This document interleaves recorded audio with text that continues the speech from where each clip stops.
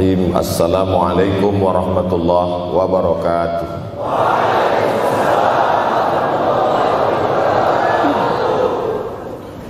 Alhamdulillahi wa kafa, wassalatu wassalamu ala al-habibil mustafa wa ala alihi wa ashabihi ahli tuqa wal wafa. Subhanaka la ilma lana illa ma 'allamtana innaka antal alimul hakim. Rabbi shrah li sadri wa yassir li amri wahlul 'uqdatam min lisani yafqahu qawli. Yang sama-sama kita hormati bapak-bapak wakil rektor, tidak dapat saya sebutkan satu persatu, ketua takmir masjid, hadirin hadirat jamaah fardu subuh, bil khusus adik-adik mahasiswa mahasiswi, insyaallah kita semua dimuliakan Allah Subhanahu wa taala. Man shallas subha fi jama'atin, siapa yang salat subuh berjamaah, faka'annama shallal laila kullah, dapat pahala seperti salat sepanjang malam. Berarti kita sudah salat sepanjang malam, tapi tetap besok malam tahajud. Jangan karena sudah sholat subuh berjamaah lalu tidak lagi tahajud. Apalagi yang memang tak pernah tahajud, dan ini dijadikan alasan.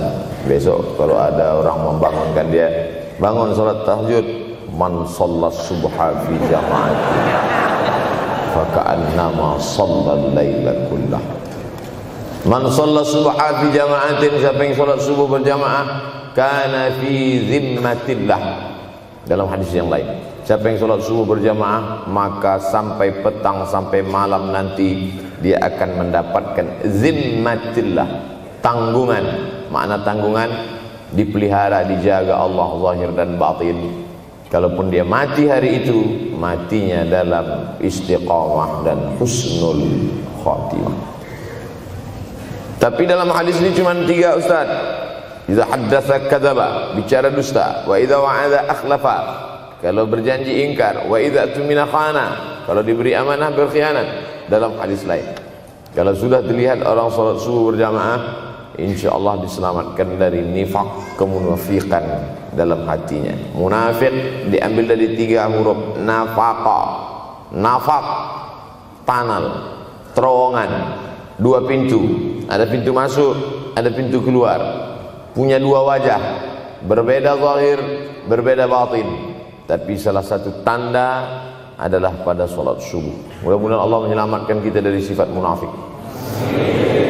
Makanya perempuan-perempuan kalau mau dapat suami yang selamat dari munafik, inilah dia pasukan salat subuh ini. Selesaikan aja dulu 8 semester.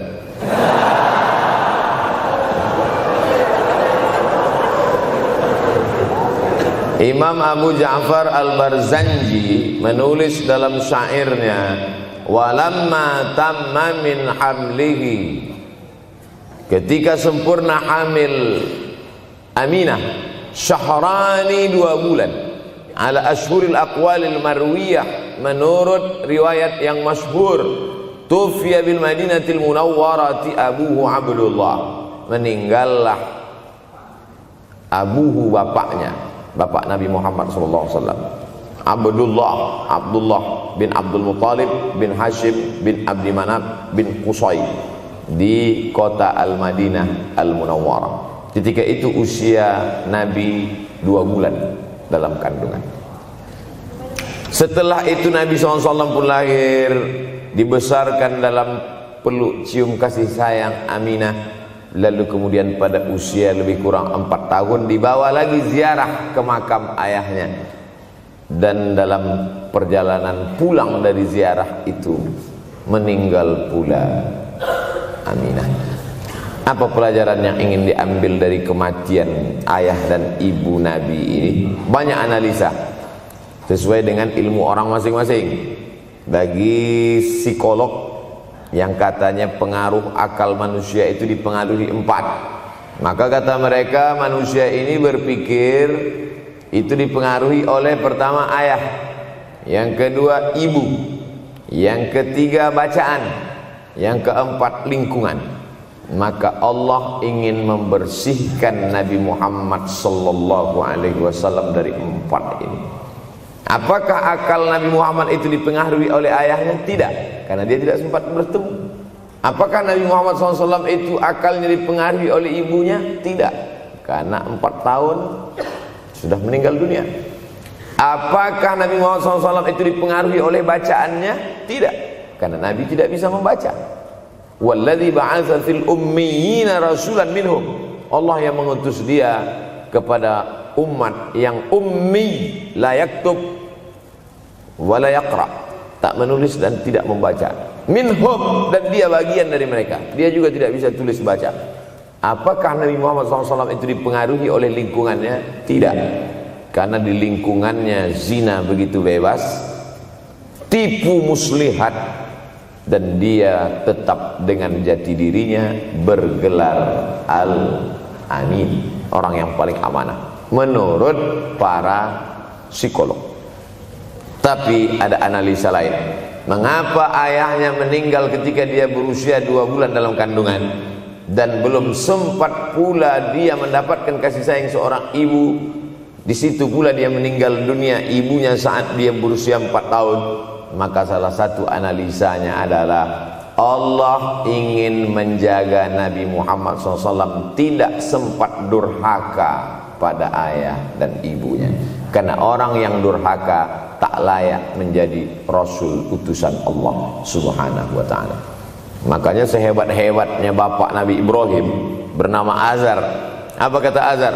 Wa idh qala Ibrahimu li abihi Azara. Ingatlah ketika Ibrahim berkata kepada bapaknya Azar, atattakhidhu asnaman alihah. Mengapa engkau menjadikan berhala ini sebagai Tuhan, wahai bapakku Azar?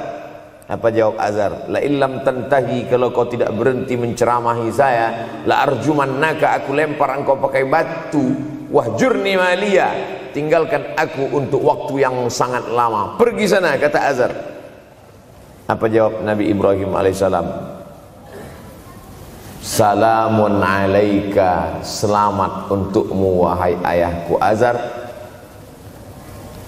Aku akan memohonkan astaghfirulaka rabbi, memohonkan ampun kepada Allah dosa-dosamu supaya diampunkan Allah. Innahu kana bi hafiyya, sesungguhnya Allah amat sangat sayang dan mengabulkan doa-doa. Nabi Ibrahim sempat bertemu dan tidak melawan. Tapi Nabi Muhammad SAW beda dengan Nabi Ibrahim. Allah buat Ibrahim tidak melawan, tapi ayahnya menjadi durhaka kepada anak. Sedangkan Nabi Muhammad SAW dua-dua dan dijaga Allah Subhanahu wa ta'ala. Nabi Muhammad dijaga sehingga tidak sempat durhaka kepada Abdullah dan Aminah, dan Allah pula menjaga Abdullah, menjaga Aminah, sehingga tidak sempat menyakiti manusia yang paling mulia, Nabi besar Muhammad sallallahu alaihi wasallam. Saya tidak memilah-milih nabi-nabi, karena kita memang tidak boleh la nufarriqu baina ahadim mir rusulih. Kita tidak boleh membeda-bedakan antara satu nabi dengan nabi yang lain. Lalu yang membedakan itu siapa? Allah Subhanahu wa ta'ala. Dari cara panggilnya saja berbeda. Kalau Nabi Adam dipanggil Allah, ya Adam uskun anta wa zawjukal jannah. Nabi Yahya dipanggil Allah, ya Yahya khudhil kitaba biquwwah. Nabi Isa dipanggil Allah, ya Isa inni istafaituka 'alan nas.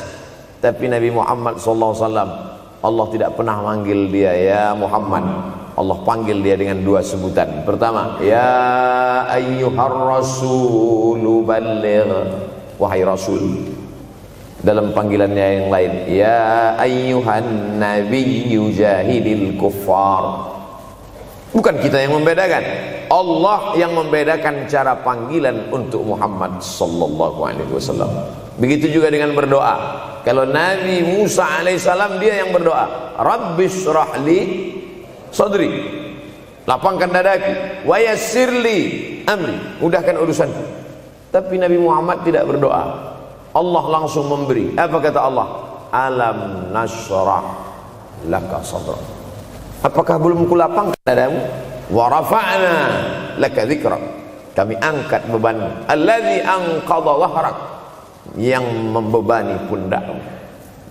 Belum dia berdoa, sudah dikabulkan Allah, karena janji Allah kepada dia, wala saufa yu'tika rabbuka fatarda, apapun yang kau mau akan kuberi. salah satu penyebab Allah memberi apa yang dimau sebelum meminta adalah kalau tidak pernah durhaka kepada orang tua.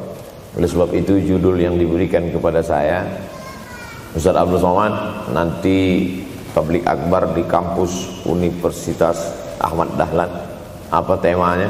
Biasanya saya diberikan tema untuk anak-anak muda meraih masa depan bebas narkoba dan pacaran.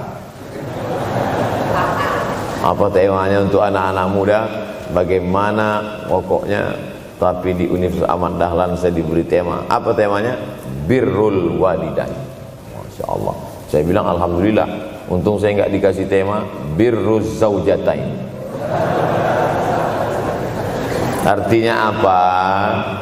Sehebat apapun prestasi akademikmu, kalau sampai tidak memuliakan orang tua, hampa di hadapan Allah Subhanahu wa ta'ala.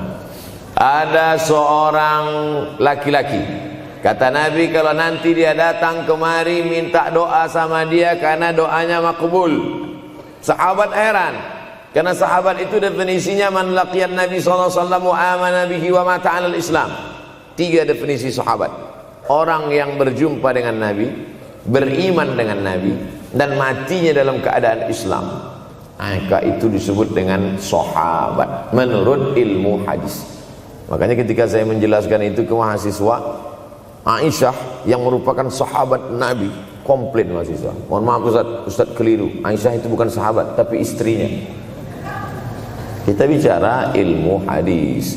Makna sahabat, man laqiyan Nabi, berjumpa dengan Nabi, wa amana bihi, beriman dengan Nabi, wa mata 'alal Islam, mati dalam keadaan Islam. Abu Lahab ketemu dengan Nabi tapi tidak beriman dengan Nabi dan mati dalam keadaan kafir, maka tidak masuk golongan sahabat. Tapi ini ada seorang laki-laki hidup sezaman dengan Nabi dan Nabi mengenal dia, dan Nabi berpesan nanti kalau dia datang ke kota Madinah minta doa dari mulutnya karena doanya dikabulkan Allah Subhanahu wa ta'ala. Sahabat heran, kami yang hidup bersama engkau, kami yang berperang bersama engkau, kami yang sholat di Masjid Nabawi bersama engkau, kenapa doa dia lebih makbul daripada kami? Malah kami meminta doa dari mulut dia. Tapi tidak boleh membantah dan melawan Nabi. Pokoknya nanti kalau dia datang kemari minta doa kepada dia. Setelah Nabi Muhammad SAW meninggal dunia, laki-laki itu pun sampai ke kota Madinah, berjumpa dengan sahabat. Sesuai dengan yang dijanjikan Nabi, mereka pun meminta doa kepada dia. Namanya Uwais Al-Qarni. Makanya Uwais Al-Qarni tidak ada masuk dalam buku biografi sahabat. Kalau mau mencari biografi sahabat Nabi, buka kitab namanya Al-Isabah fi Tamyizis Sahabah, atau baca juga Usudul Ghabah fi Ma'rifatis Sahabah, atau baca juga Al-Isti'ab fi Ma'rifatil Ashab. Itu memang buku biografi isinya sahabat Nabi semua. Sahabat Nabi klasifikasi. Yang pertama, Al-Ashra Al-Mubashsharuna bil Jannah, 10 sahabat yang dijamin masuk surga. Level kedua, sahabat Nabi yang ikut perang Badar. Berikutnya, sahabat Nabi yang masuk Islam sebelum hijrah. Berikutnya, barulah ujung sahabat Nabi masuk Islamnya setelah hijrah, setelah Islam kuat, barulah dia masuk Islam. Tapi nama Uwais Al-Qarni tidak ada di dalam, karena dia tidak cukup syarat untuk menjadi sahabat, karena dia tidak pernah berjumpa langsung dengan Nabi Muhammad sallallahu alaihi wasallam. Tapi kenapa doanya makbul? Ternyata dia tidak berjumpa dengan Nabi bukan karena dengki, bukan karena musuh, bukan karena tidak beriman. Dia tidak jumpa dengan Nabi, salah satu sebabnya adalah karena dia menjaga ibunya di Yaman. Makkah di tengah, Yaman di bawah, Syam di atas, negeri Syam. Tak ada hubungan dengan negeri paman Syam. Syam di atas, Yaman di bawah, Makkah di tengah. Liila fi Quraisy, perjalanan orang Quraisy. Ila fihim rihlatash shita'i was-shaib, perjalanan syita musim dingin, shaif musim panas. Musim dingin mereka ke Yaman, musim panas mereka pergi ke negeri Syam. Kenapa dingin ke Yaman? Karena Yaman ini kalau musim dingin tidak terlampau dingin, salju tidak turun. Kalau pergi ke negeri Syam, salju turun. Palestina, Yordania, Suriah, Lebanon. Suriah, Lebanon ada salju. Maka musim panas Nabi pergi ke negeri Syam, karena kalau musim panas di Yaman panas sekali. Sedangkan ke negeri Syam panasnya tidak seberapa. Perjalanan orang Arab Quraisy ini diceritakan Allah, di negeri Yaman itulah tempat kampung Uwais Al-Qarni. Tidak sempat dia berjumpa dengan Nabi, tapi doanya lebih makbul daripada orang-orang yang berada bersama Nabi, karena keutamaan berbakti kepada ibu.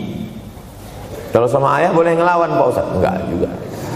Jangan ini nanti dijadikan dalil. Kamu kenapa lawan bapakmu?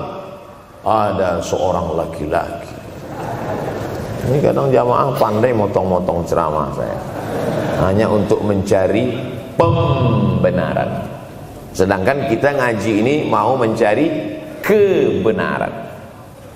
1000 dalil bagi orang untuk mencari kebenaran, tapi ada 1001 hujjah untuk orang yang suka mencari pembenaran.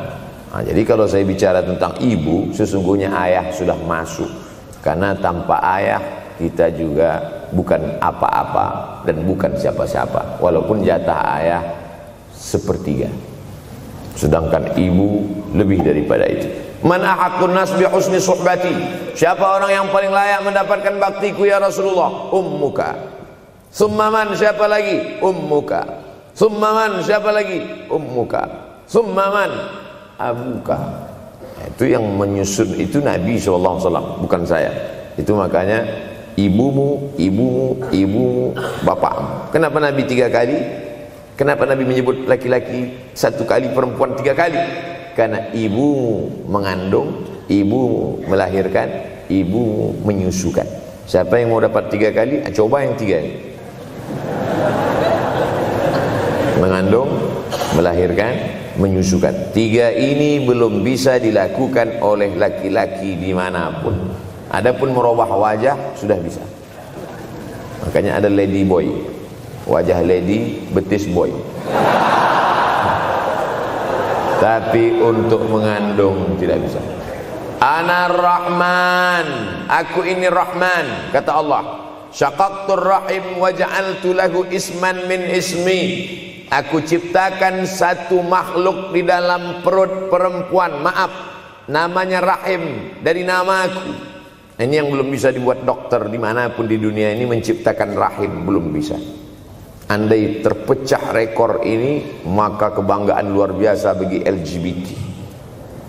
Tidak bisa, sampai hari kiamat tidak akan bisa, janji Allah. Karena Allah mengatakan dalam hadis qudsi, Ana Rahman ja'altu lahu isman min ismi. Maka ada satu makhluk dalam perut perempuan yang diciptakan, diambil dari Asmaul Husna. Sehebat-hebatnya laki-laki, dari ujung rambut sampai ujung kaki tidak ada di tubuhnya ini yang diambil dari Asmaul Husna, tak ada. Bahwa namanya dari Asmaul Husna ada, Abdus Somad.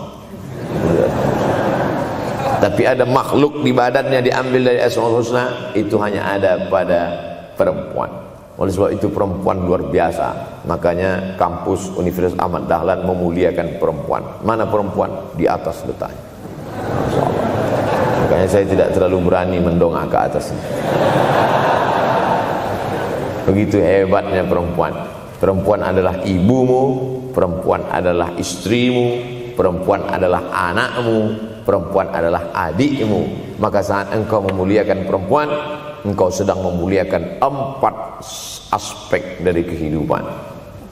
Ketika Nabi Muhammad SAW diutus Allah ke atas muka bumi ini, salah satunya adalah mengajarkan manusia bagaimana menempatkan pada posisinya. Posisi dia adalah tempat kita menumpang.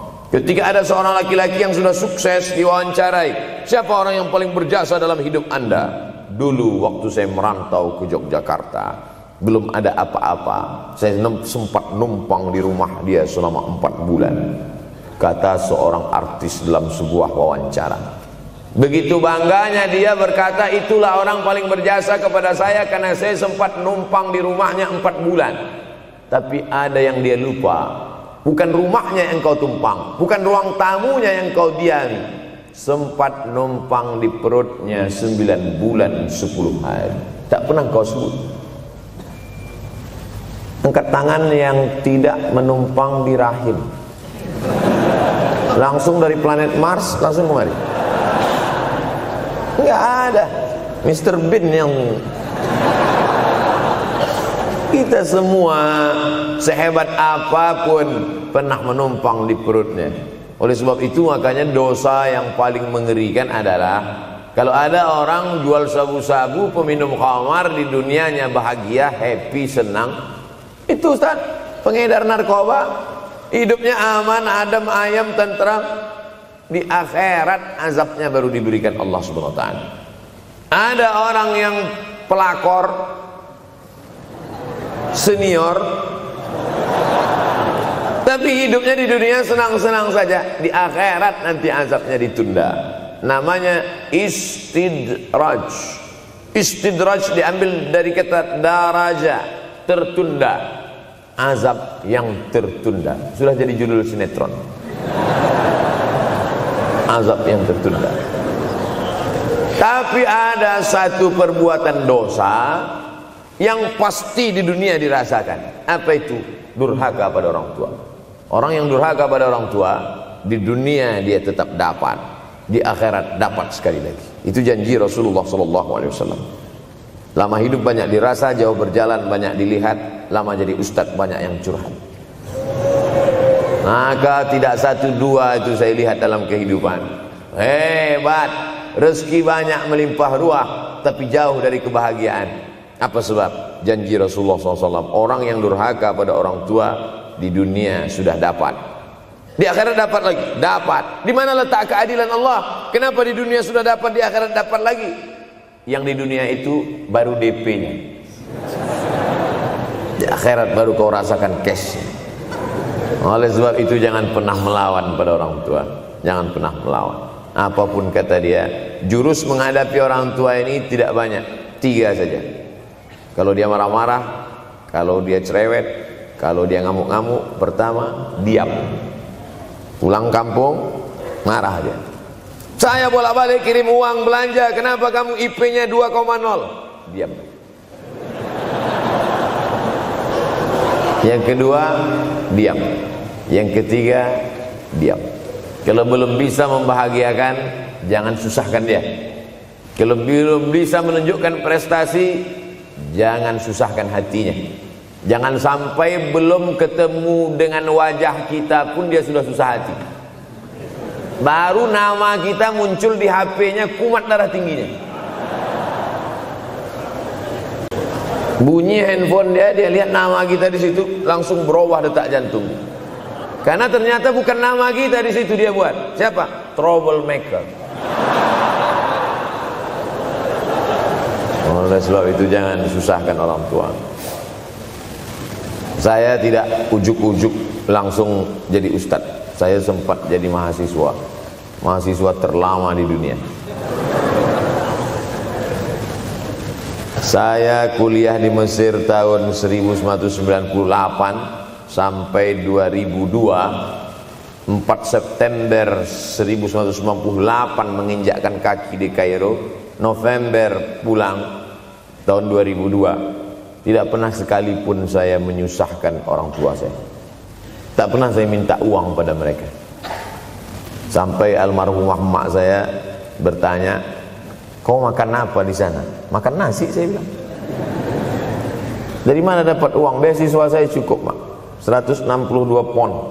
50 untuk makan, 50 untuk rumah, tinggal 62. 20 dibagi lagi untuk ongkos, 20 untuk buku, 20 disimpan, mana tahu demam sakit gak ada uang. Sampai pulang. Sampai akhirnya dia kasih tanya, gimana caranya ngirim uang supaya nanti di akhirat kalau Allah bertanya, pernah gak ngirim uang? Pernah. Ya, saya tak mau menyusahkan. Saya menganggap kalau nanti saya minta hatinya susah, kalau nanti saya banyak minta, saya tak bisa balas, maka saya bukan berarti mengajak adik-adik tidak minta uang. Saya paham tak semuanya dapat beasiswa, artinya minta. Cuman kalau minta ya pulang nanti sampaikan ke orang tua, saya sudah dengar ceramah Ustaz Somad, maka saya tidak minta lagi, man. Tidak.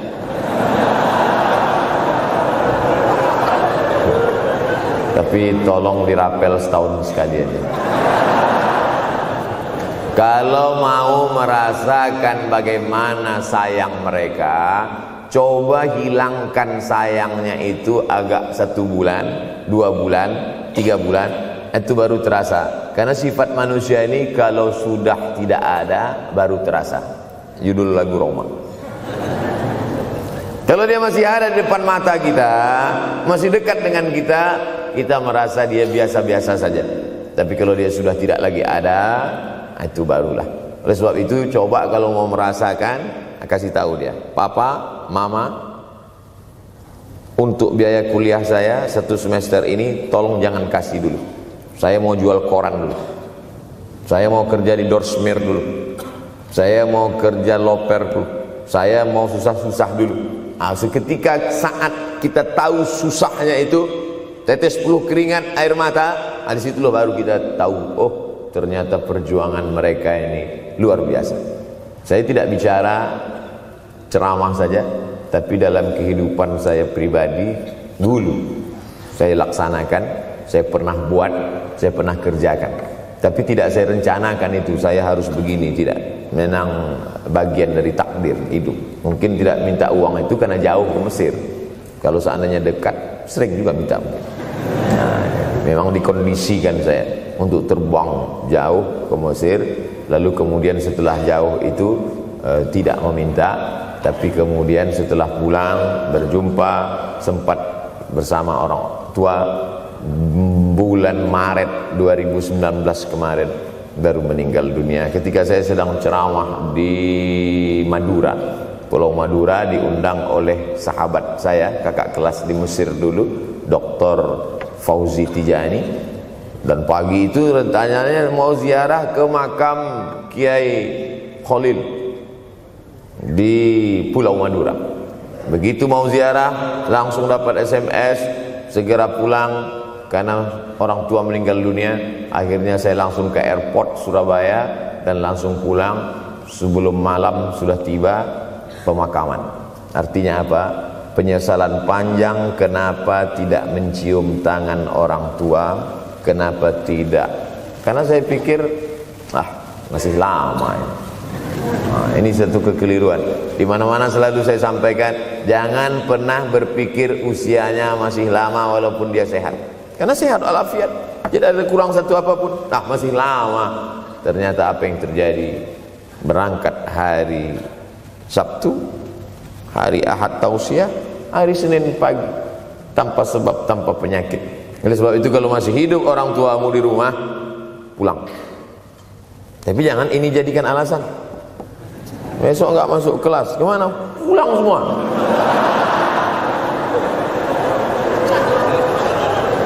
Pulang sesuai dengan kondisi, situasi dan keadaan. Pulang. Kalau masih bisa membahagiakan dia apa makanan kesukaannya, belikan. Suka makan apa dia? Belikan. Itu yang dia inginkan. Andai kita gendong dia dari Yogyakarta berangkat ke kota Makkah, sampai di Makkah tawaf 7 putaran, dari Safa ke Marwah, pulang lagi ke Jogja, belum tentu dapat membayar sekali teriakan dia saat mengeluarkan kita ke alam dunia. Jadi banyak orang terlalu membanggakan. Saya sudah banggakan dia Pak Ustaz, saya sudah bayarkan ONH-nya. Berapa? Baru DP-nya. Sudah merasa berbakti kepada orang tua? Belum. Makanya digunakan kata birrul walidain. Kenapa Allah tidak menggunakan kata husnul walidain? Hasan baik, jayyid baik, thayyib baik, khair baik. Tapi yang dipakai birrul walidain. Hanya satu-satunya kata untuk orang tua dipakai birrul walidain. Karena kata birru adalah sifat Allah Subhanahu wa taala. Makanya di antara Asmaul Husna ada Al-Barrut Tawwab. Allah yang punya sifat itu. Maka kita diharapkan berakhlak seperti akhlak Allah Subhanahu wa taala. Addabani Rabbi fa ahsana ta'dibi. Allah mendidik aku menjadi beradab sehingga adabku penuh. Allah Subhanahu wa taala tidak ada puji Nabi Muhammad SAW. Hai Muhammad yang salat tahajudnya sampai kakinya bengkak. Hai Muhammad yang hajinya tidak ada. Apa kata pujian Allah untuk Nabi Muhammad SAW? Wa innaka la'ala khuluqin azim. Akhlak agung dan mulia. Oleh sebab itu tak ada gunanya prestasi S1, S2, S3, postdoktoral, profesor kalau tidak berbakti kepada orang tua. Makanya orang tua itu levelnya langsung setelah Allah. Wa qadha rabbuka alla ta'budu illa iyyah. Langsung wa bil walidaini ihsana. Ihsan. Lihat lagi penggunaan kata ihsan dalam hadis Nabi. Jibril alaihissalam datang, rambutnya tidak berdebu, bajunya sangat putih bersih, tapi tidak ada orang yang kenal. Diriwayatkan oleh Sayyidina Umar ibn al-Khattab radhiyallahu anhu, aku melihat ada seorang laki-laki rambutnya sangat hitam dan bajunya sangat putih, tapi kami tidak ada yang kenal. Ini tiga indikasi ini menunjukkan kebingungan. Kalau ada orang rambutnya sangat hitam dan kita kenal, berarti dia memang orang situ, memang tinggalnya di situ. Tapi dia kalau orang perantau, rambutnya pasti berdebu karena tinggal di gurun pasir. Sekarang kan banyak tuh anak-anak muda yang rambutnya berdebu. Itu berarti orang jauh, bukan orang Jogja. Bajunya sangat putih, tapi kami tidak kenal. Kalau bajunya agak-agak kotor, berarti dia musafir. Pantas kalau kita tidak kenal. Tapi bajunya sangat putih, berarti dia memang orang situ. Tapi kami tidak kenal. Kata Umar bin Khattab, rambutnya sangat hitam, bajunya sangat putih, tapi kami tidak kenal. Dan dia duduk berhadapan dengan Nabi, lututnya dekat dengan lutut Nabi, tapi kami tidak kenal. Dia bertanya tentang iman, dia bertanya tentang Islam, dia bertanya tentang ihsan. Setelah selesai baru Nabi bertanya, Umar, ya, kamu tahu siapa tadi yang datang bertanya tentang iman, Islam dan ihsan itu? Tidak, Jibril yu'allimukum dinakum. Tadi yang datang itu adalah Jibril alaihissalam. Orang selevel Umar bin Khattab tidak kenal Jibril. Ada orang Indonesia baru ketemu Jibril.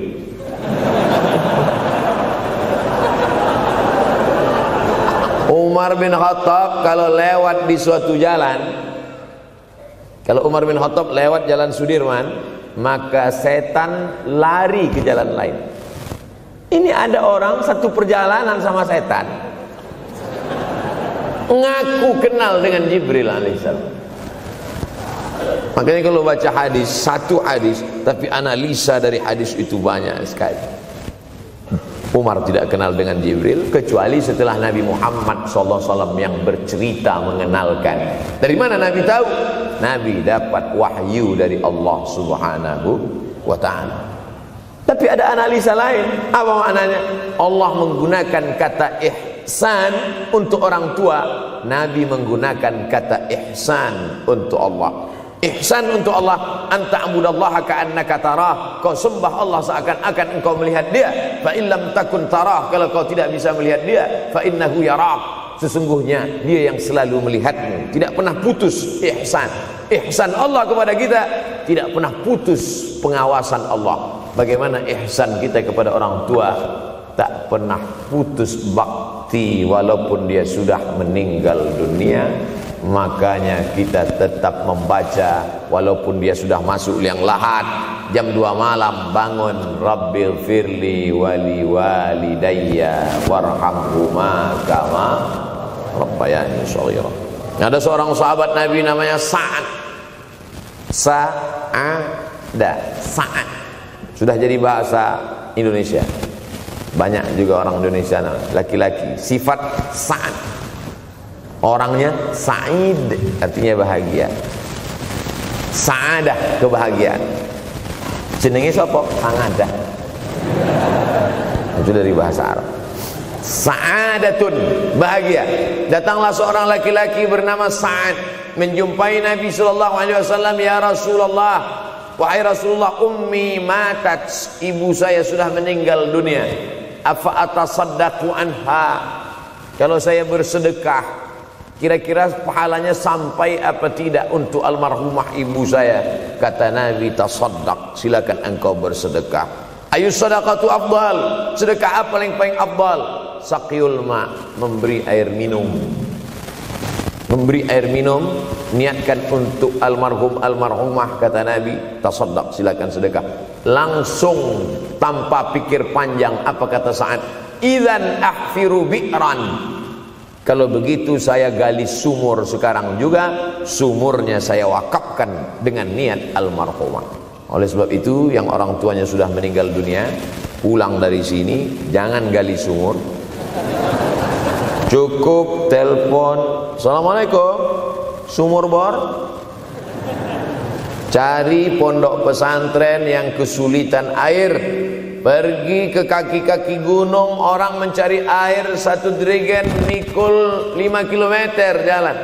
Di situ tempat minum lembu, kerbau, di situ juga mereka mengambil air. Cari, galikan, mengalir air sumur untuk mereka, mengalir pula sampai ke liang lahatnya. Itu bakti kita. Pulang dari sini, cari pondok pesantren, panti jompo, panti yatim. Assalamualaikum Bapak pimpinan yatim, saya lihat ini kamar mandinya sedikit, orang ngantri banyak, keran air tidak ada. Gimana ini? Berapa lagi yang perlu sumur bor di sini? Kami perlu kira-kira 5. Insya Allah. Bapak mau bantu? Enggak, nanya-nanya aja. Nih, ini akan menolong di hadapan Allah Subhanahu wa ta'ala. Tapi kalau dia masih hidup, masih ada, senangkan hatinya. Pulang dari Universitas Ahmad Dahlan Yogyakarta dengan membawa selembar kertas. Apa itu? Transkrip nilai semester ini IP 4. Siapa yang tidak bangga? Bangga orang tua. Saya pulang dari Mesir, saya bawa ijazah LC. Satu lagi ijazah dari Maroko, MA. Ini mak, ijazah LC MA. Saya tidak lihat dia nampaknya tak bahagia. Karena dia dulu waktu saya kecil nyuruh saya, kamu mesti doktorandus. Itulah cita-cita ya dia yang tidak sampai. Saya mesti doktorandus. Di mana mau mencari titel doktorandus sekarang? LCMA. Saya bilang, mak, ini LCMA ini lebih hebat dari doktorandus. Artinya apa? Bahwa menyenangkan hati orang tua itu ketika hati dia terbuka, bahagia, disitulah pintu-pintu rezeki itu terbuka. Turun barokah-barokah itu. Buah kalau matang itu dijolok, jatuh. Dan menjatuhkan rahmat Allah itu, membuka pintu-pintu langit, mengetuk pintu-pintu rahmat dan ridha Allah dengan ridha orang tua. Makanya kata Nabi, ridha Allah fi ridhal walidain. Kalau Allah ridha, maka semua yang kau mau dia berikan. Orang kalau sudah ridha itu artinya senang. Orang kalau sudah senang, semua dia kasih. Apa yang ada di tangannya, itu dia berikan. Tadi malam sampai di hotel, datang seorang jamaah, buka cincinnya. Cincin paling dia sayang, dia kasih ke saya. Laki-laki. Nah nih Ustaz Somad, ambil. Duduk saya tadi, duduk. Datang anak muda, dia lihat saya tak pakai sorban, dikasihnya sorban. Cuman akadnya belum jelas apa ngasih atau pinjam, Allah. Orang kalau sudah senang hatinya, semua dia kasih. Begitulah orang kalau sudah dapat ridha Allah Subhanahu wa ta'ala. Kita baru berharap dapat ridha Allah. Makanya habis salat subuh selalu diajarkan, raditu billahi Rabba, aku ridha engkau sebagai Rabbku ya Allah. Apakah Allah ridha terhadap kita? STJ, status tak jelas. Cara mendapatkan ridha Allah, pancing dengan ridha orang tua. Senangkan hatinya, terbuka pintu rezeki. Makanya sulit hidup kita, sempit. Dari kerut kening kita udah kelihatan. Kenapa?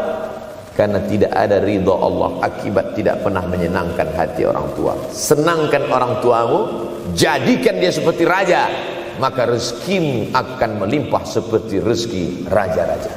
Bukan hadis Nabi, dapat saya dari grup WhatsApp.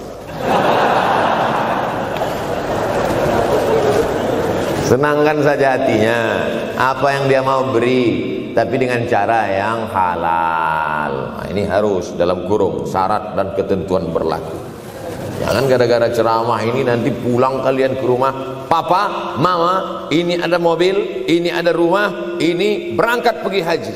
Wow, orang tua senang, 2 bulan masuk KPK. Innallaha tayyibun, Allah maha suci, la yaqbalu illa tayyiban. Allah tidak menerima kecuali yang suci-suci saja. Wa anfiqu, berinfaklah. Wa anfiqu, bersedekahlah. Wa anfiqu, berwakaflah. Wa anfiqu, berzakatlah. Min thayyibat, yang baik-baik. Yang tidak baik tidak diterima Allah Subhanahu wa taala. Kamu lagi ngapain? Nyuci. Lagi ngapain? Nyuci. Pakai air apa? Air kencing. Begitu kata Syekh Abdul Wahab Asy-Sya'rani dalam kitabnya Tanbihul Mughtarrin. Tanbih, peringatan. Mughtarrin, pada orang yang tertipu, menyangka sedang berbuat baik padahal sebenarnya tidak baik. Itu yang disindir Allah dalam Al-Quran. Wa yahsabuna annahum yuhsinuna sun'a. Mereka menyangka sedang berbuat baik. Nah, ini juga tidak betul. Niatnya sudah baik, membahagiakan orang tua, tapi caranya tak betul. Mama, papa, alhamdulillah kuliah saya sudah selesai, ini skripsi saya.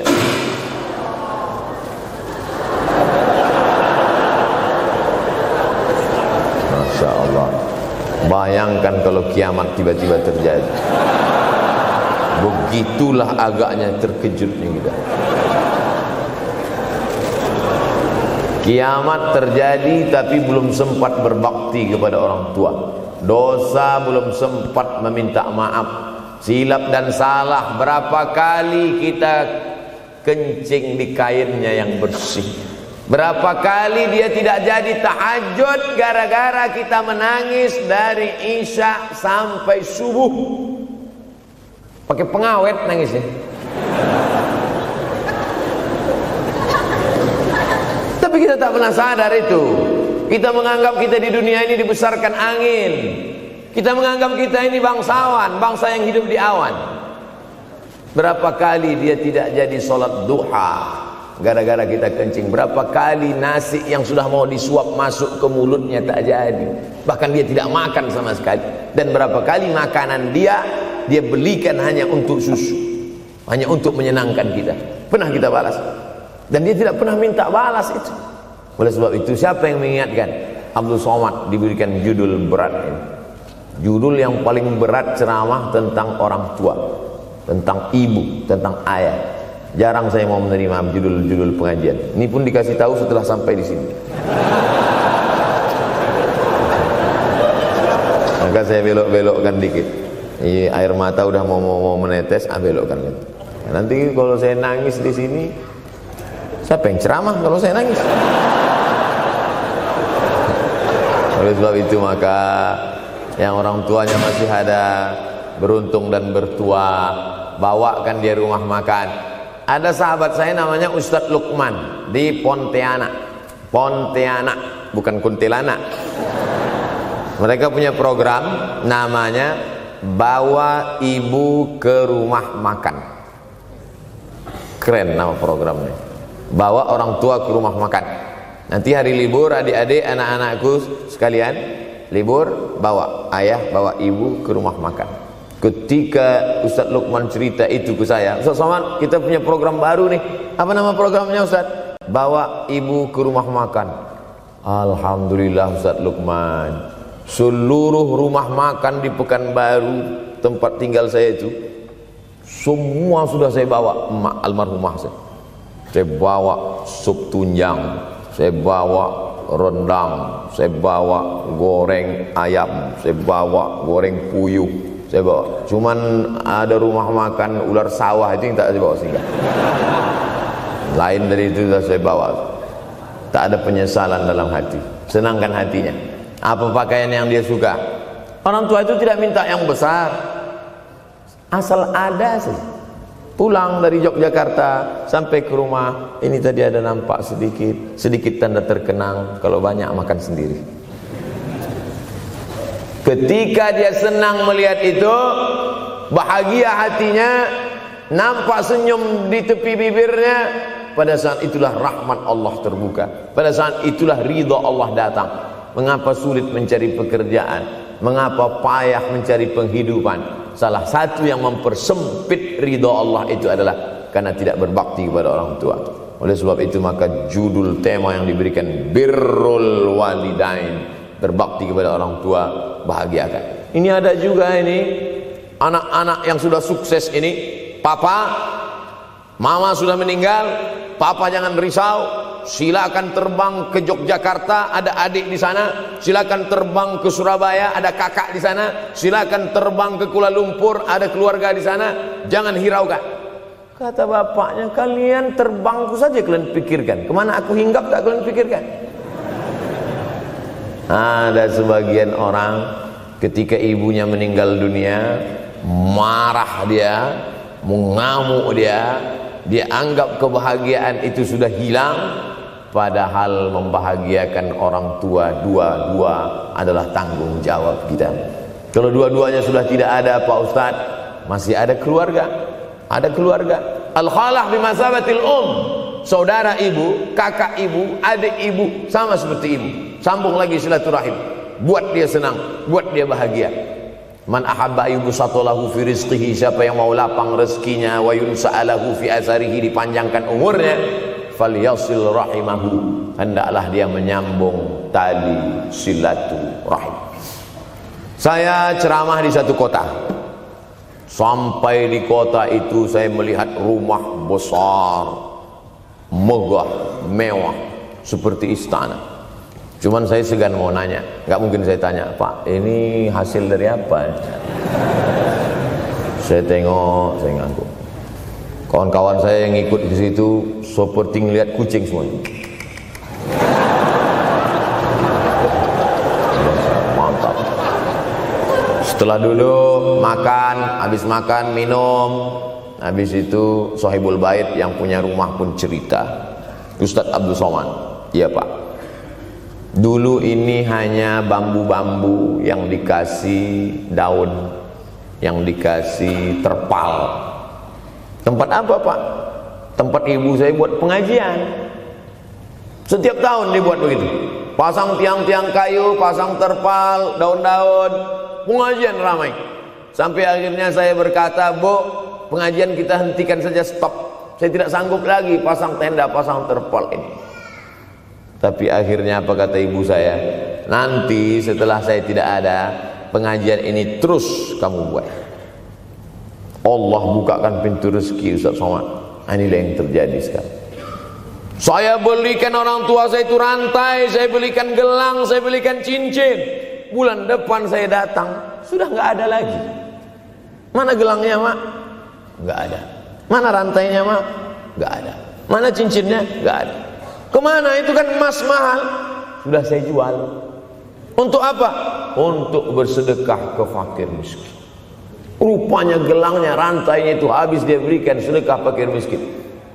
Tobatkah si bapak untuk berbakti? Tidak. Bulan depan dia belikan lagi. Sampai akhirnya diberikan Allah balasan melimpah ruah. Ternyata ini rahasia dari keberhasilan hidup, karena menyenangkan hati orang tua. Saya tak sebut nama, saya tak sebut lokasi, tapi yang mau berkunjung nanti saya kasih lokasi tepatnya. Saya kasihkan nanti alamat dari Google, saya kasih. Supaya melihat secara nyata, kalaulah rezeki itu hanya diberikan kepada orang yang bersungguh-sungguh, pergi pagi pulang petang, peras keringat banting tulang, maka tentu yang kaya itu adalah sapi yang membajak dari pagi sampai sore. Kalaulah kekayaan keberhasilan itu diberikan yang paling pandai memanjat, maka tentu yang kaya itu monyet. Tapi Allah berikan kepada siapa yang dia ridhai. Dan penyebab ridha Allah itu adalah karena orang tua yang senang hatinya. Yang sempat durhaka, tidak sempat minta maaf, meninggal dunia dia sudah, apa boleh buat? Kau sudah booking seat di neraka. Yang sudah sempat durhaka, tidak sempat minta maaf, meninggal dunia gara-gara dia pecandu narkoba, pemabuk, pezina, mati. Orang tua dalam keadaan susah. Berapa kali saya ketemu ibu-ibu selesai pengajian, pergi saya ke tempat parkir, ibu tua 70 tahun menangis. Ibu nangis kenapa bu? Anak saya Pak Ustadz. Kenapa dia? Disuruhnya saya jual tanah. Mama jual tanah. Untuk apa mama megang tanah? Udah tua aja pun jual. Mestinya anak itu yang menyenangkan hatinya di hari tuanya, bukan malah menyuruh jual tanahnya. Jual tanah supaya dia bisa bangun rumah, jual tanah supaya dia bisa menyekolahkan anak-anaknya. Na'udzubillah. Sudahlah tidak membahagiakan, malah menyusahkan. Ustaz, anak saya nyuruh saya jual tanah saya supaya dia senang, supaya dia dapat duit. Gimana nih Pak Ustaz? Mungkin si ibu berharap saya menjawab, ibu sabar aja ya bu, sabar ya. Ibu salah tanya bu. Kalau mau sabar cari ustadz lain, ada spesialis sabar, bukan saya. Begitu dia kasih tahu, anak saya maksa saya jual tanah saya, Pak Ustadz gimana? Mana alamat rumah anaknya? Mana? Saya mau datang. Mana? Anak durhaka, neraka jahanam tempat kau.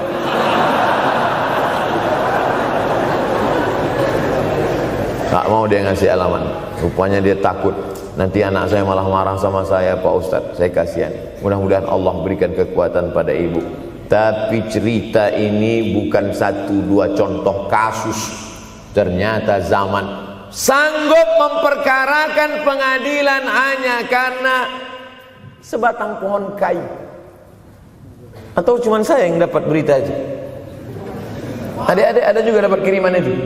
Sanggup memperkarakan sebatang pohon kayu. Padahal kalau kau jual semua kebunmu itu, belum tentu dapat menebus.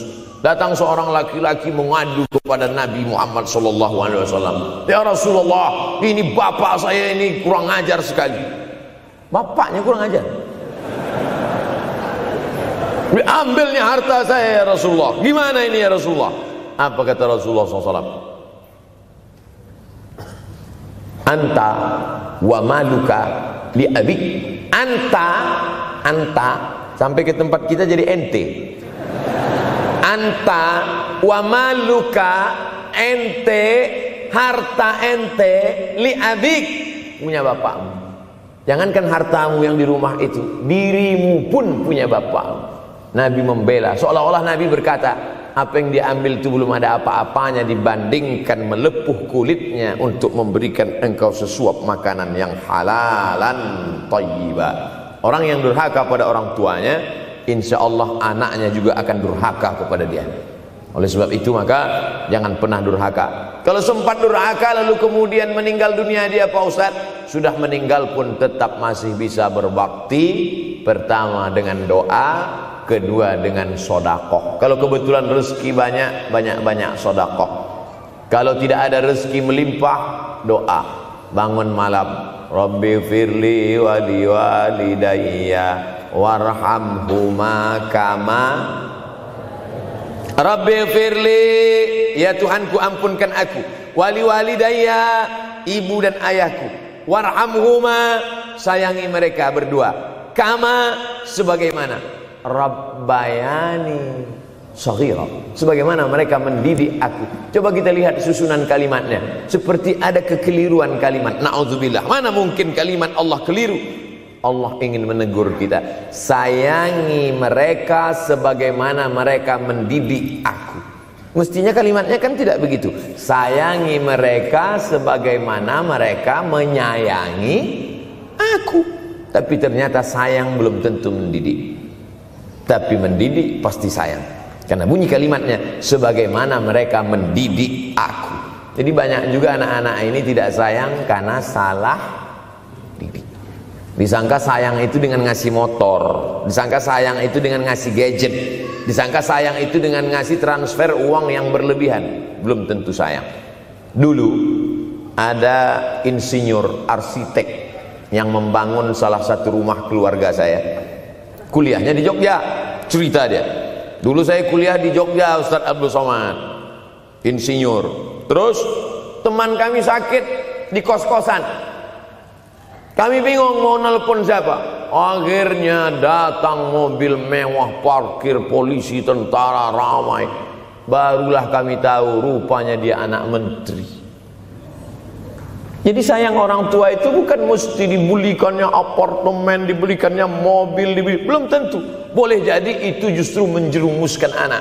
Diberikan apartemen, diberikan mobil mewah. Habis 2 bulan kena virus HIV AIDS. Tapi kalau dibuatnya kita jauh, saya yakin adik-adik kuliah di Universitas Ahmad Dahlan, ada yang dari timur Indonesia, ada yang dari Sumatera, lalu kemudian di tengah kesendirian, belum makan, uang kos belum bayar, transfer macet, datang setan berbisik, hei, sebetulnya kau anak yatim piatu yang dibuang. Bukan, orang tuamu bukan tidak sayang, dia hanya sedang ingin mendidik supaya engkau menjadi anak yang mandiri. Maka nanti kalau sedang duduk termenung gitu, tiba-tiba datang bisikan, pergilah cari jembatan, terjunlah. Maka saat itu katakan dalam hatimu, lawan, hei setan. Orang tuaku sayang kepadaku, dia hanya ingin supaya aku mandiri. Ada orang tua yang salah didik kepada anak-anak, sampai mengikat tali sepatu pun anak tidak pandai. Baru mau mengikat tali sepatu, sudah diikatkan. Baru mau makan, sudah disuapkan. Akhirnya anak tidak punya keberanian untuk hidup. Harta dia punya, uang dia punya, materi dia ada. Satu yang dia tidak punya, tidak ada mental. Tapi anak-anak, adik-adik Universitas Ahmad Dahlan adalah orang yang punya keberanian untuk hidup. Betul? Yang di hadapan saya ini, siapa yang tidak punya keberanian hidup? Ini yang jam 5:30 masih belum hidup lagi. Tidak punya keberanian untuk hidup, hidupnya terlambat. Tapi mahasiswa Universitas Ahmad Dahlan punya keberanian untuk hidup. Bahkan mungkin dia lebih dulu hidup daripada saya. Lebih dulu bangun dia tadi. Alhamdulillahillazi ahyana ba'da ma amatana wa ilaihil nusyur. Tengok jam, oh rupanya masih jam 1, tidur lagi. Saudara yang dimuliakan Allah Subhanahu wa taala. Maka my life, my adventure, hidup saya adalah petualangan saya. Ini yang mau kita harapkan, berani menghadapi tantangan. Ada orang yang menganggap hidup ini ya simple-simple aja lah Pak Ustaz. Tapi ada orang ingin hidup ini penuh dengan perjuangan. Sama seperti makanan, ada orang simple aja, nasi, kecap, telur rebus, dah cukup. Tapi ada orang mau ada goreng ayamnya, ada rendangnya, ada supnya, ada tom yamnya, ada lengkap semua. Begitu juga hidup ini. Ada orang yang simpel aja, ambil goreng ikan, makan. Tapi ada satu lagi enggak, pergi naik mobil sampai ke tepi hutan, naik motor, habis itu nyewa speedboat sampai di tengah laut mancing. Ujung-ujungnya ikan juga. Yang dia nikmati bukan ikannya, tapi yang dia nikmati adalah proses untuk mendapatkan ikannya. Faham? Itu enaknya ngomong sama mahasiswa. Coba kalau yang masyarakat biasa, kita udah capek cerita, selesai ada pertanyaan, Ustadz maksudnya tadi apa ya? Aduh, capek gitu. Saya terus terang kalau ceramah di depan mahasiswa ini bangkit semangat saya lagi. Ini sekarang rasa-rasa umur 24. Tapi begitu nanti sudah mulai agak jauh dari mahasiswa, balik 42 lagi. Nah, makanya saya senang kalau diundang ke kampus-kampus. Saya kalau di Jogja diundang di kampus terus, walaupun nggak semua nerima.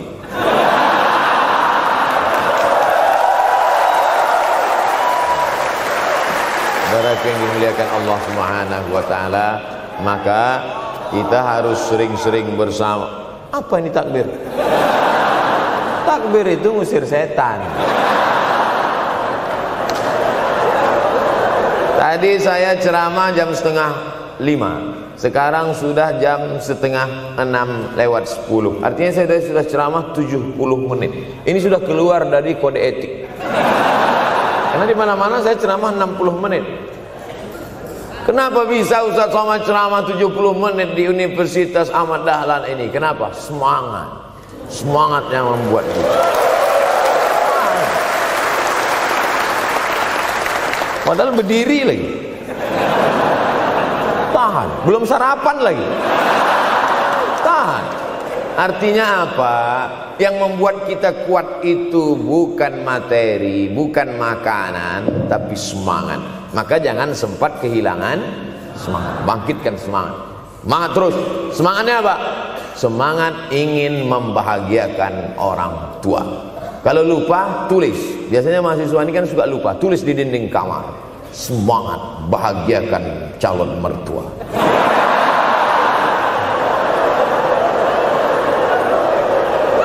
Nanti teman kos-kosan datang ngelihat, loh, kata Ustaz Somad kan orang tua, kenapa ente buat mertua? Sedangkan mertuaku saja kebahagiakan, apalagi orang tua.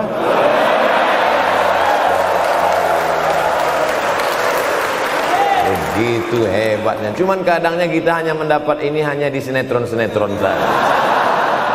Real nyatanya di mana? Datanglah ke Universitas Ahmad Dahlan. Jadi hidup ini harus ada target yang mau dicapai. Banyak orang targetnya nggak benar. Saya ingin menjadi orang yang punya kepribadian, Pak Ustadz. Rumah pribadi, mobil pribadi. Target bahagiakan orang tua. Gaji pertama kalau kerja nanti umroh. Oh, gitu. Ma, doakan. Nanti kalau aku kerja insya Allah gaji pertama nanti memberangkatkan umroh. Syukur-syukur nggak usah diomongkan dulu, kasih surprise. Senang. Mama, ayah, ini gaji pertama. Dia buka, tengok 700.000.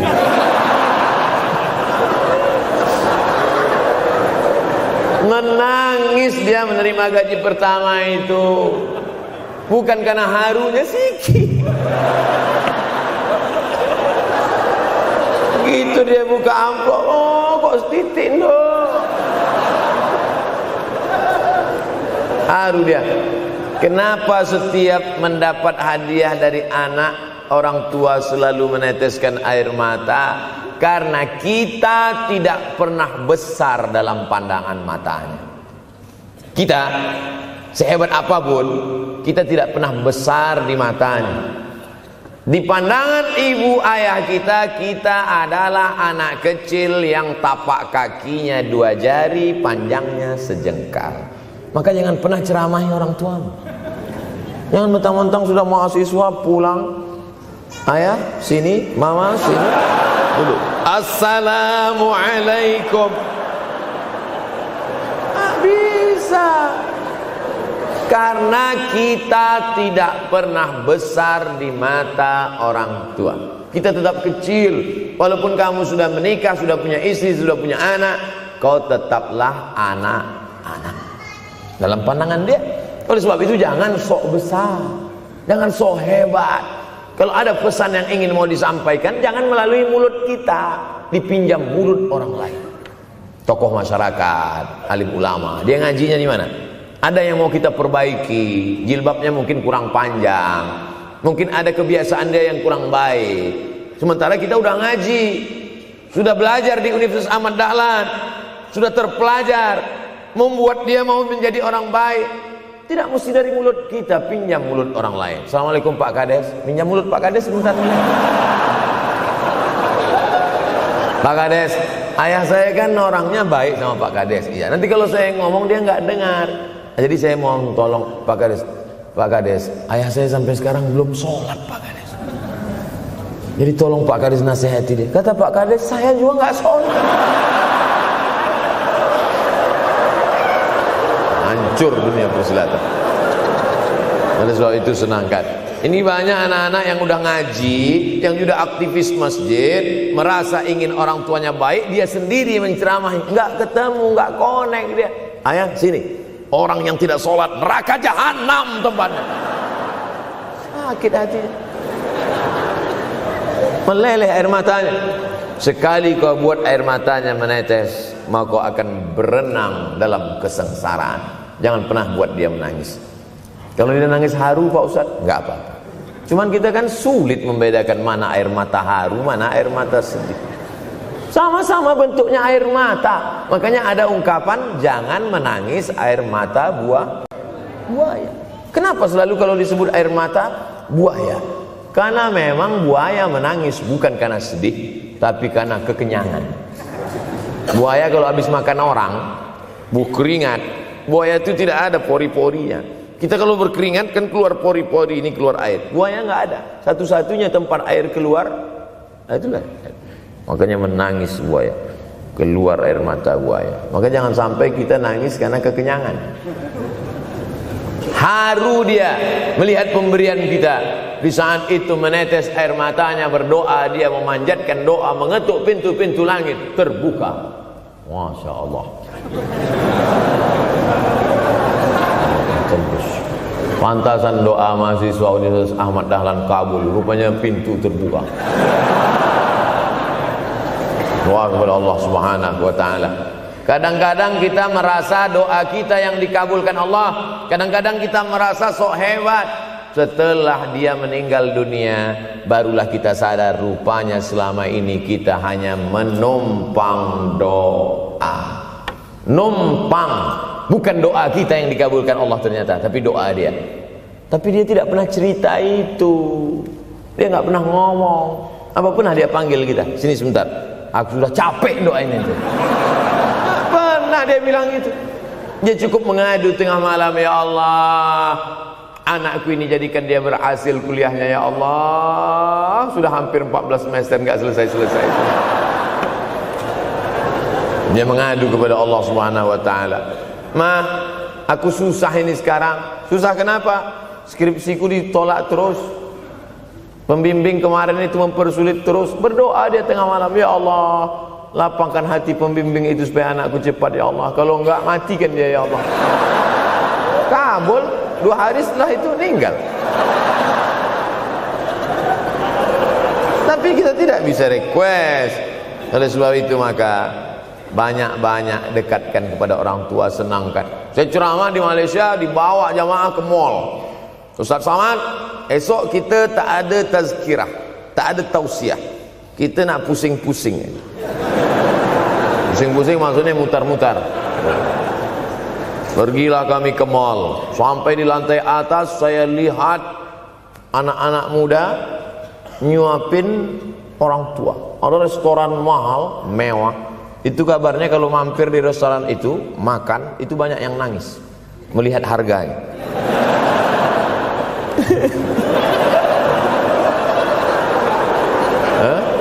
Ada saya lihat anak-anak muda yang ganteng-ganteng, perempuan yang cantik-cantik menyuap orang tua. Orang tua yang sudah tak berambut, sudah perempuan tak berambut lagi, rontok saking tuanya, kulit sudah keriput. Duduk, didorong pakai kursi roda, dibawa ke mall, sampai di itu diberikan restoran tercanggih, termahal, dia sendiri yang menyuapkan makanan. Ternyata bagi saudara-saudara kita Tionghoa, salah satu mengundang berkah menyenangkan orang tua. Itu keyakinan mereka. Kok kenapa ente kasih makan? Ya oke lah. Ajaran kita mengajarkan tapi kita tak amalkan.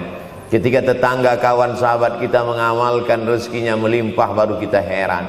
Dia kok kaya ya? Iyalah, dia kan punya tuyul. Tuyul mana bisa bawa duit banyak? Nih keberkahan. Oleh sebab itu, jangan cuma sekedar ngaji-ngaji aja. Pulang dari sini, kalau memang tinggal di Yogyakarta atau di luar nanti pas liburan, sisihkan uang, bawa dia ke mall, bawa dia ke restoran, senangkan hatinya, bawa dia jalan-jalan. Cuman tetap juga yang logis. Kalau dia udah tua, janganlah dikasih kacang goreng. Sesuaikanlah, agar-agar kasih. Ini nggak perlu dikunyah. Kiri kanan gol, kiri kanan gol. Orang tua bawa kasih kacang, menyiksa aja. Saudaraku yang dimuliakan Allah Subhanahu wa taala, kenikmatan yang terbesar adalah ketika orang tua masih ada bersama kita. Kalau sudah tak ada, nanti saat Idul Fitri, Allahu Akbar, Allahu Akbar, Allahu Akbar, la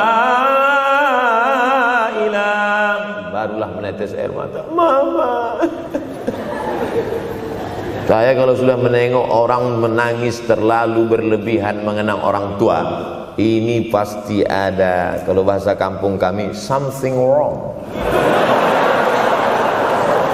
Pasti ada sesuatu ini. Karena orang kalau sudah habis tumpah, dia tidak akan menetes lagi. Tumpahkan kasih sayangmu itu sampai habis ludes, dia tidak akan menetes lagi. Tak ada penyesalan, karena semua sudah kita berikan. Kalaupun menangis hanya tetesan kasih sayang. Tapi kalau sampai mencakar dinding, mama, ini pasti. Saya kalau ada orang yang menyesal sampai mencakar dinding, mau saya antukkan aja kepala yang gede. Dulu waktu hidup kenapa enggak waktu? Sekarang udah mati baru kau menangis kan? Senanda. Nah, tapi tentu sesuai kemampuan kita, karena kata Allah, la yukallifullahu nafsan illa usaha. Allah tidak membebani orang lebih dari semestinya. Ustaz ceramah sampai jam berapa ini? Sampai jam 6 insyaallah. Saya mau lengkapkan.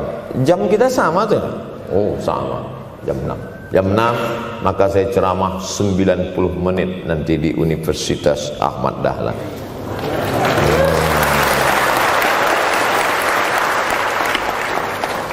Berceramah di Universitas Ahmad Dahlan merupakan suatu kebanggaan bagi Abdul Somad. Kenapa begitu? Saya pengagum Kiai Haji Ahmad Dahlan, termasuk ulama yang saya kagumi. Lalu kemudian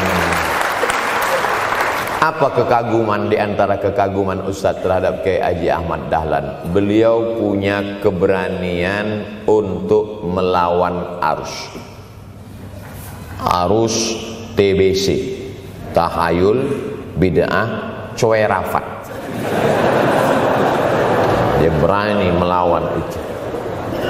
Dan akhirnya, dan beliau tidak membangun ketokohan. Tidak yang dibangkitkan itu Ahmad Dahlannya, tapi yang dibangkitkan itu metodenya. Yang dibangun itu relnya. Sehingga nanti kalau kereta apinya lapuk, tetap akan ada kereta api baru yang lewat di rel ini. Ini yang dibangun. Dan akhirnya sampai hari ini saya sedang berada di hadapan kereta api yang baru. Ada Thomas.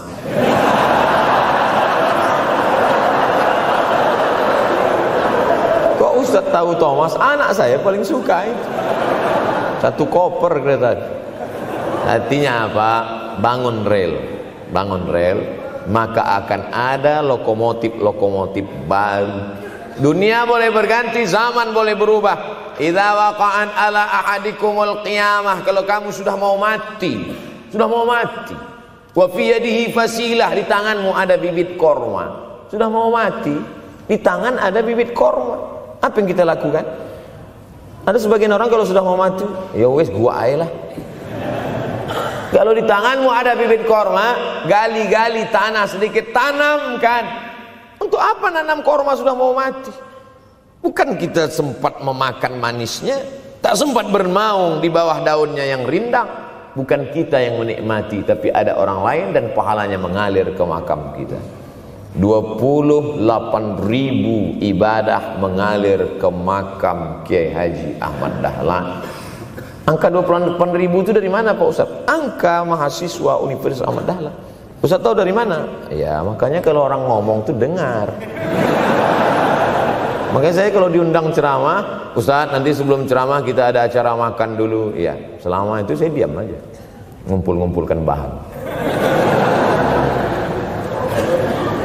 Jangan pernah melihat modal materi, tapi kuatkan usaha dan tawakal. Nih, bantuan cuma 6 miliar, tapi ternyata keperluannya berapa? 126 miliar. Tapi buktinya jadi masjid yang besar. Kalau diikutkan modal, mana mungkin cukup? Maka begitu juga dalam menatap hidup ke depan. Kamu kenapa belum juga nikah? Modalnya besar Pak Ustaz. Terus gimana? Nunggu yang gratisan aja lah. Dan begitu, usaha, tawakal, doa. Nah, bagi yang masih lajang, yang mau nikah, itu kalau bisa doanya jangan sir, agak jahar dikit. Ya Allah, umur udah 40. Dengar sama sebelah, loh belum mas katanya, belum. Bodoh.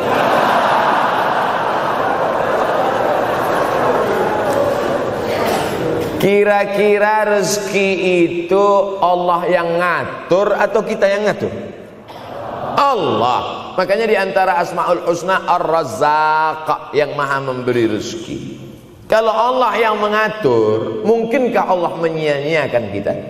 Tidak. Cicak di dinding, semua tahu, karena dari kecil kita memang sudah diajari lagu cicak. Cicak, cicak di dinding. Ada nggak pernah yang dinyanyikan lagu kadal? Ada. Kenapa mesti cicak? Coba tanya ibu kita yang dulu nyanyikan. Mama, kenapa cicak, Ma? Karena kalau buaya terlalu gede, nak. Kenapa cicak? Dia sedang mengajarkan kita bagaimana cicak dengan segenap kelemahannya. Cicak itu binatang yang lemah, hidupnya aja sungsang. Kita selalu berlawanan dengan cicak. Yang kata kita di atas, kata cicak di bawah. Tapi makanan cicak luar biasa. Apa makanan cicak? Helikopter, nyamuk. Cicak tidak bisa menggunakan tangannya, karena kalau dia pakai tangannya jatuh. Kadang pakai 4 aja jatuh. Selalu kan kejadian eksiden cicak jatuh. Cicak tidak pernah gunakan tangannya untuk makan, karena dia harus berpegang kuat. Apa yang dia pakai? Lidahnya. Lidahnya dia pakai. Nyamuk yang dia makan. Helikopter. Habis dimakan oleh cicak. Siapa yang paling hebat? Nyamuk. Makanannya darah. Nyamuk masih keluarga Dracula. Tapi Allah SWT mau mengajarkan jangan putus asa, gunakan potensimu, apapun yang terjadi gunakan. Ini sekarang banyak anak-anak muda nih kehilangan semangat. Kalau engkau kehilangan beras masih bisa hidup 3 bulan. Kalau engkau kehilangan air masih bisa hidup 3 hari. Tapi kalau kau kehilangan semangat, kau hanya hidup 3 detik. Tik, tik, tik, mati. Oleh sebab itu jangan sampai kehilangan semangat. Bahasa kitanya putus asa. Sampai dingin tuh lontong. Bukan karena ceramah terlalu lama, bukan. Sampai dingin itu sarapan pagi gara-gara mahasiswa. Ente kenapa? Galau Ustaz. SMS nggak dibalas, telepon nggak diangkat. La ilaha illallah Muhammad Rasulullah. Mahasiswa seganteng ini, sehebat ini, begitu cepat putus asa. Saya aja setua ini, sekurus ini masih banyak yang mau. Lihat tuh komen-komen di Instagram, baca tuh komen-komen di YouTube. Ustadz, jadikan aku yang kedua ya. Masa kalian anak-anak muda gagah perkasa, bangkitkan semangatmu, takbir. Banyak yang belum ketemu jodoh. Saudara yang dimuliakan Allah Subhanahu wa taala, maka bangkitkan semangat. Tapi yang namanya semangat ini tidak bisa bangkit dengan banyak. Kita lihat orang bersemangat, pede di depan orang, pede luar biasa. Dia kok pede sekali? Pakai sandal. Banyak juga yang semangat, pede luar biasa, rupanya pakai jimat. Kita pede kita bukan karena sabu-sabu, bukan karena narkoba. Pede kita karena kita sudah serahkan semuanya pada Allah. Inna sholati wa nusuki wa mahyaya wa mamati lillah. At-tahiyatul mubarakatul sholawatut thayyibatul lillah. Tapi tetap satu. Jangan nanti mentang-mentang udah dengar ceramah saya at-tahiyatul mubarakatul.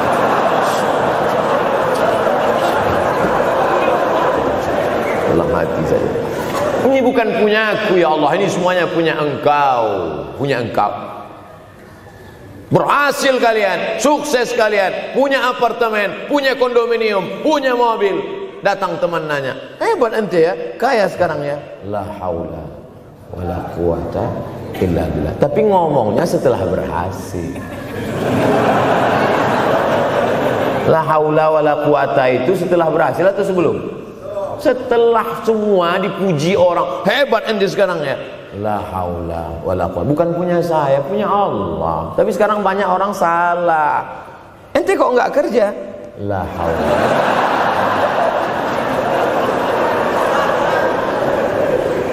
La haula wala quwwata illa billah. Subhanallah, masya Allah, tabarakallah. Menunjukkan manusia lemah, tak punya apa-apa. Dia ingin berkata, ini hanyalah punya Allah. Begitu juga dengan acara ini. Kenapa acara di masjid? Kenapa acara di kampus kemarin ramai melimpah ruah? Bukan karena panitia, bukan karena Ustaz Abdul Somad, bukan karena baleho yang besar, tapi la haula wala quwata illa billah. Pulang dari sini, bangkitkan semangat, senangkan hati orang tua, kejar prestasi, terus kuliah. Mudah-mudahan semuanya selalu mendapatkan kebaikan. Amin ya rabbal alamin. Terima kasih atas segala perhatian. Mohon maaf atas segala kesilapan dan kekhilafan. Abdul Somad, hamba Allah yang fakir, mohon maaf. Berpisah kita di tempat ini, tapi kita tak pernah putus dalam persahabatan, karena kita selalu bersama, jauh di tempat, dekat di doa.